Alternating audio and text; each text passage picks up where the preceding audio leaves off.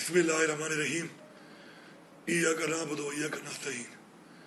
میں اس وقت پاکستان کی ساری قوم سے اور یہ پی ڈی ایم کی پارٹیاں اور یہ فارم 47 کی حکومتوں سے اور پاکستان کے تمام اداروں سے مخاطب ہوں۔ میرے پاکستانیوں، آج ایسا وقت آ چکا ہے کہ اس ملک کے اندر پہلے ہماری عزتوں کو پامال کیا گیا، ہماری چادر اور چار دیواری کو پامال کیا گیا۔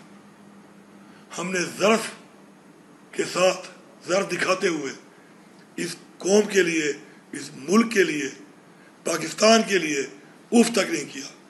لیکن آج وہ وقت آ چکا ہے، ایک ایسا وقت آ چکا ہے کہ اس ملک کے اندر آپ ہم پر یہ گولیاں برسا رہے ہیں۔ آج ہمارے 2 کارکنوں کو گولیاں ماری گئیں، تیسرے کارکن کو گولی لگی، اس کا پتہ نہیں چل رہا۔ اسٹریٹ شیل مار کے 50 سے زیادہ کارکن ہمارے زخمی ہیں۔ ہر 3 کلومیٹر پہ پنجاب کی انٹری سے شروع ہوئے اور ہر 3 کلومیٹر پہ شیل یہ مارتے رہے، گولیاں برساتے رہے، سٹن گرنیڈ پھینکتے رہے۔ یہ پاکستان ہمارا ہے، یہ پنجاب بھی ہمارا ہے، سندھ بھی ہمارا ہے، بلوچستان بھی ہمارا ہے، پختونخوا بھی ہمارا ہے، کشمیر بھی ہمارا ہے، گلیت بلتستان بھی ہمارا ہے۔ میں پورے پاکستان کو مبارکباد دیتا ہوں، سلام پیش کرتا ہوں کہ آپ ڈٹے ہوئے ہیں اپنی آزادی کے لیے۔ آج کے دن پنڈی ڈویژن کی عوام کو اور پختونخوا کی عوام کو سلام پیش کرتا ہوں، اور ساتھ یہ پیغام دے رہا ہوں کہ آج کئی پولیس والے آج ہمارے ہتھے چڑھے ہم پہ ظلم کرنے کے بعد، اور میں نے ان کو ریسکیو کیا کیونکہ مجھے اور ہمارے لوگوں کو ان کی فیملی سے خیال تھا، ان کے بچوں کا، ان کے گھر والوں کا خیال تھا۔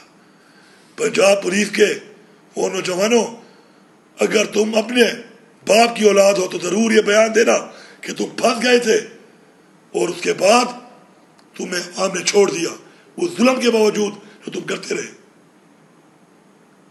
اس کے بعد اب یہ بھی سن لو سارے، اگر کوئی گولی برسائے گا اس پہ گولی برسائی جائے گی۔